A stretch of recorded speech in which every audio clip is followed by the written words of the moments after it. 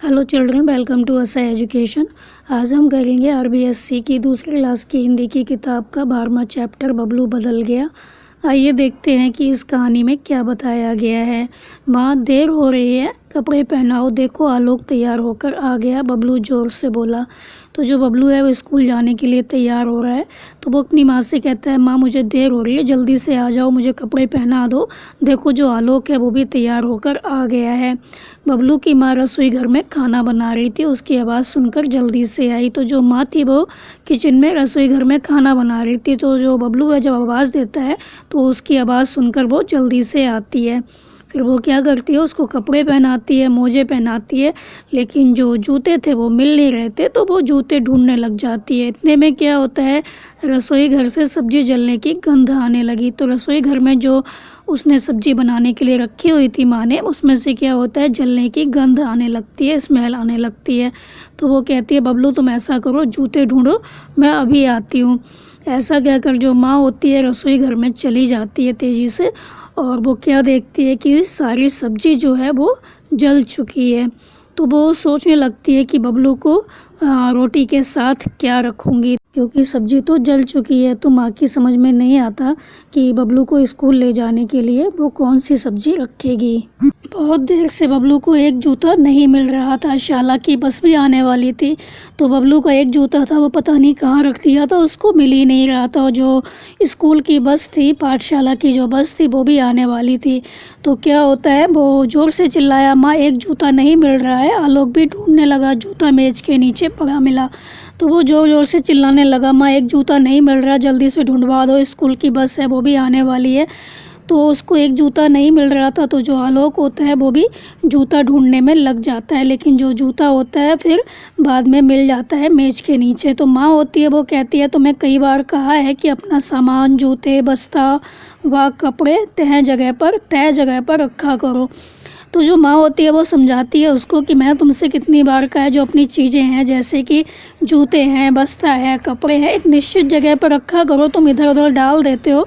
तो सुबह सुबह क्या होता है, बहुत परेशानी होती है, ढूंढने में टाइम भी जाता है, समय भी बर्बाद होता है, और तुम्हारा जो देखो खाना है वो भी नहीं बना अभी, क्योंकि मैं तुम्हें तैयार करने के लिए आ गई तो सब्ज़ी तो जल गई, अभी रोटी भी नहीं बनी है। तो वो कहती है, आज तुम खाना नहीं ले जा पाओगे, ऐसा करो तुम पाठशाला चले जाओ, नहीं तो जो बस है वो निकल जाएगी। बबलू और आलोक चौराहे पर गए, उनकी बस तो निकल गई, दोनों को पैदल जाना पड़ा। शाला देर से पहुँचे, पढ़ाई शुरू हो गई थी, दोनों झिझकते हुए कक्षा में गए। तो जो बबलू होता है और जो आलोक होते हैं वो क्या करते हैं, चौराहे पर जाते हैं बस के लिए, लेकिन जो बस होती है वो निकल जाती है, उनको देर हो जाती है। तो दोनों क्या करते हैं, पैदल ही स्कूल जाते हैं। तो स्कूल जाने में उन्हें देर हो जाती है, क्लास जो है शुरू हो जाती है, पढ़ाई शुरू हो जाती है।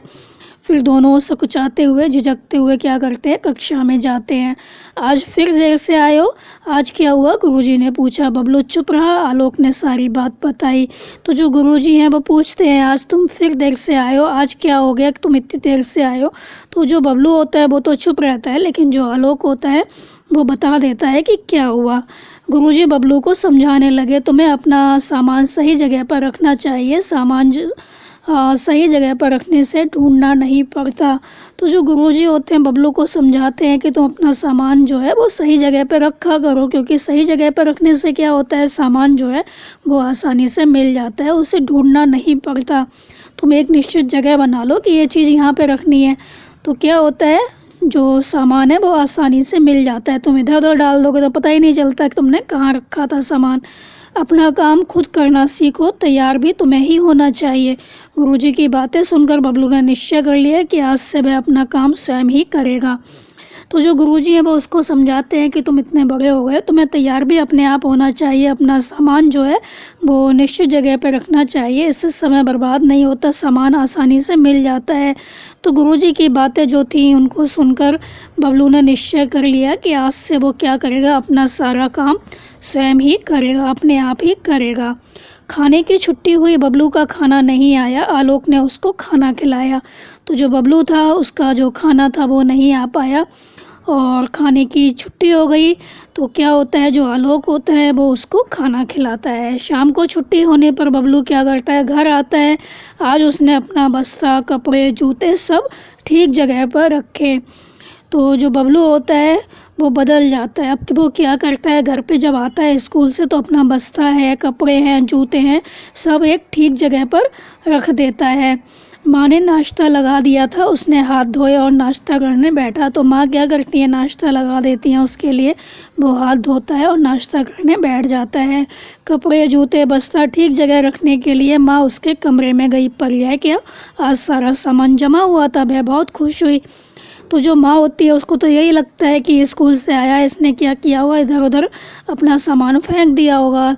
तो वो क्या करती है माँ, उसके कपड़े, जूते, बस्ता ठीक जगह पर रखने के लिए जब कमरे में जाती हैं तो देखकर आश्चर्यचकित रह जाती हैं। उनको बहुत अचंभा होता है कि उसका जो सारा सामान था वो ठीक जगह पर रखा हुआ था। तो माँ थी बहुत खुश हो जाती हैं। उसने बबलू को शाबाशी दी और कहा, वाह बबलू, आज तो तुम बिल्कुल बदल गए हो।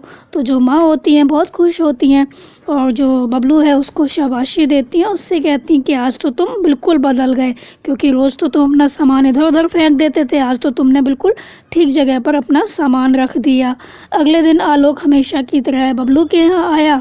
बबलू पहले से ही तैयार था। तो अगले दिन क्या होता है, जो आलोक होता है रोज़ की तरह बबलू के यहाँ आता है बबलू को बुलाने के लिए, स्कूल ले जाने के लिए। तो बबलू जो था वो पहले से ही तैयार बैठा हुआ था, क्योंकि उसका जो सारा सामान था वो निश्चित जगह पर रखा हुआ था। कोई भी सामान ढूंढने की आवश्यकता नहीं थी। ये देखकर जो आलोक था वो भी बहुत खुश हो गया और दोनों पाठशाला की ओर शाला के लिए चल पड़े, स्कूल के लिए चल दी। यहाँ पर हमारी जो कहानी है वो ख़त्म हो गई और इस कहानी के माध्यम से यही बताया गया है कि बच्चों में अच्छी आदत डालनी चाहिए। उनको बताना चाहिए कि जो उनका सामान है उस सामान को वो एक निश्चित जगह पर रखें, इधर उधर ना फैलाएं। इससे हमारा समय बर्बाद नहीं होता। तो बच्चों, आप इस चैप्टर को अच्छे से समझ कर याद कर लीजिए और हमारे चैनल असा एजुकेशन को लाइक कीजिए, सब्सक्राइब कीजिए और शेयर करना मत भूलिए। Thank you.